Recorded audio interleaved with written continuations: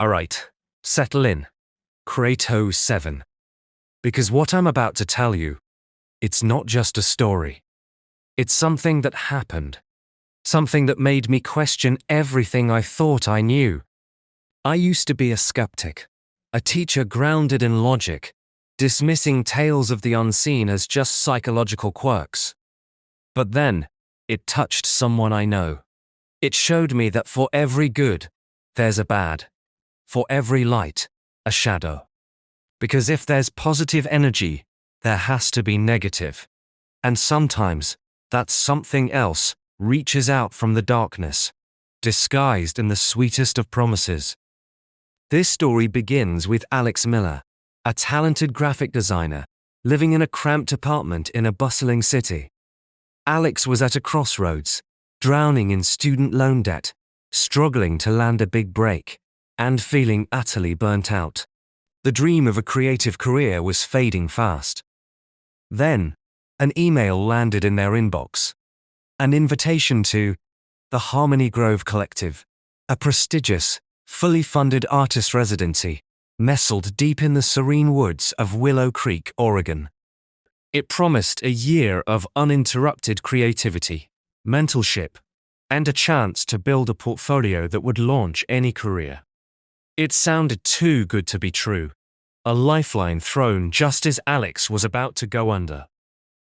The application process was surprisingly easy, almost too eager.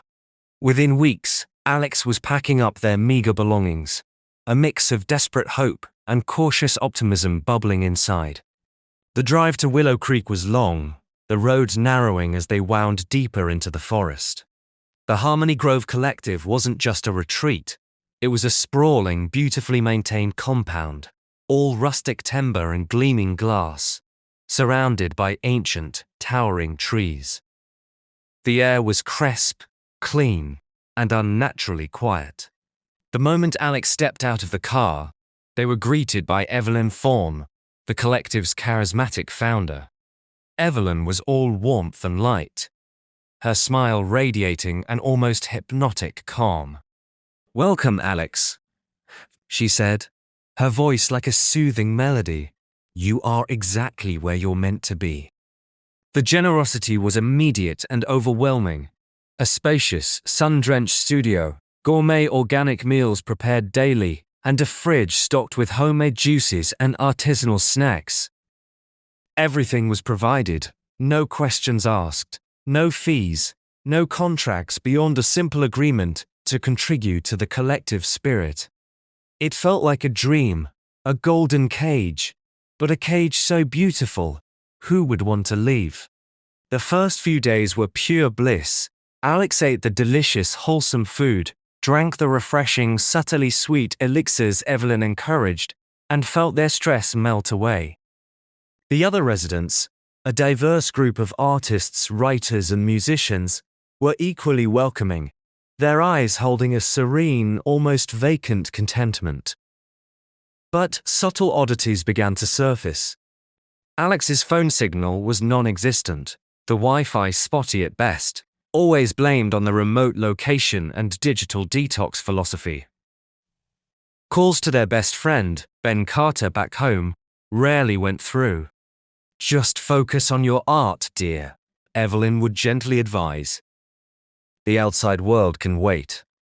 Then came the creative flow sessions. They started innocently enough: communal meditations, synchronized breathing exercises, group brainstorming, but they slowly morphed into something stranger.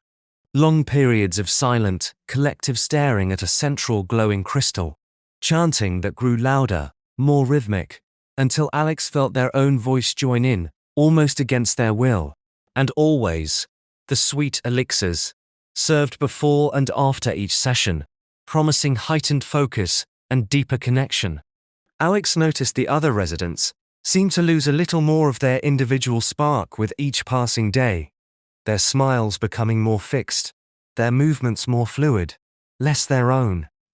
The rituals grew more demanding, more invasive. The elixirs were now mandatory, served in ornate, B-shaped goblets. The chanting sessions lasted for hours, culminating in a strange, synchronized swaying that left Alex feeling drained, yet strangely euphoric. Attempts to leave the compound were met with gentle but firm redirection.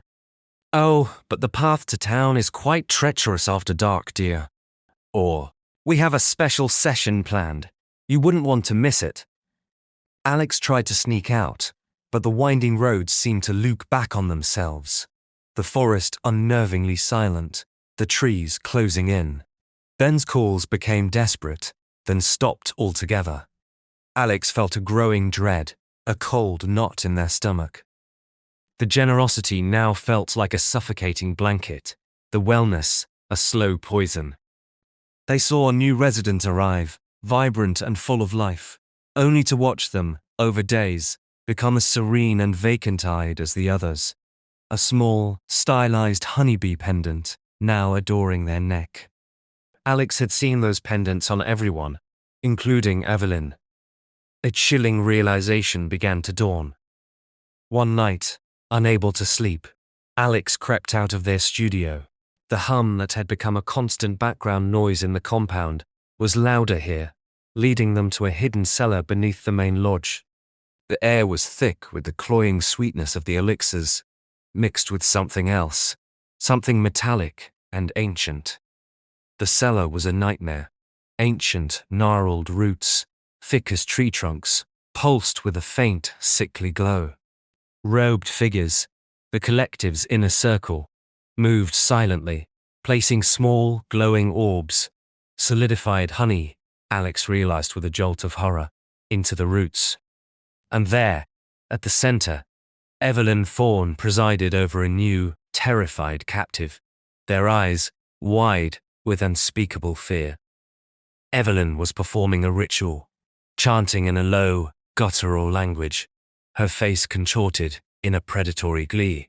Alex understood then. The generosity, the elixirs, the rituals, it was all a parasitic exchange. The collective wasn't fostering creativity, it was draining the vitality, the very essence, from its members, feeding it to these ancient roots, turning people into silent, vacant drones for the sweetness that flowed through the compound. Alex was the next offering. A surge of pure adrenaline, mixed with a primal scream of terror, ripped through Alex. They had to get out. Now. They burst from the cellar, the horrifying truth fueling their every step. The compound, once idyllic, now seemed to writhe with unseen menace. The serene faces of the residents were masks, their fixed smiles grotesque.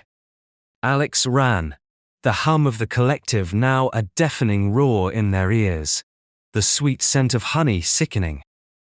They could hear Evelyn's furious shouts behind them, the thud of pursuing footsteps. They didn't know where they were going, just that they had to escape the suffocating embrace of Harmony Grove.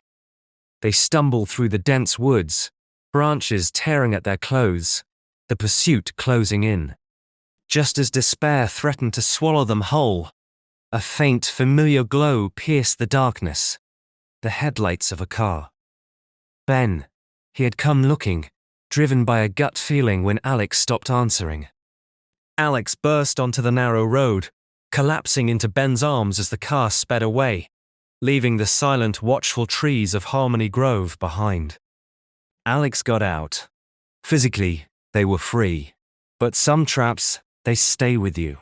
The sweetness had left a mark, a lingering hum in the quiet moments, a subtle aversion to honey, a deep-seated paranoia that still makes them check their phone for signal, even in their own home. They tried to warn others, but their words often sounded like madness, a paranoid delusion. The Harmony Grove Collective still exists, still sends out its tempting invitations. Alex knows the truth, but how do you fight an unseen hand that offers you everything you ever wanted? This story is a stark warning. If anyone offers you excessive generosity, if things feel too good to be true, if they insist on strange rituals or isolate you, be cautious. Don't go to strangers' houses. Don't eat anything from them, especially sweets. Always inform your family where you are going, who you are with, Keep them in the loop. If something feels off, tell someone, your parents, your brother, a trusted friend. Because sometimes, the unseen hand reaches out, and it takes more than just a strong will to break free. It takes awareness, vigilance, and the unwavering support of those who care about you. So, stay safe out there.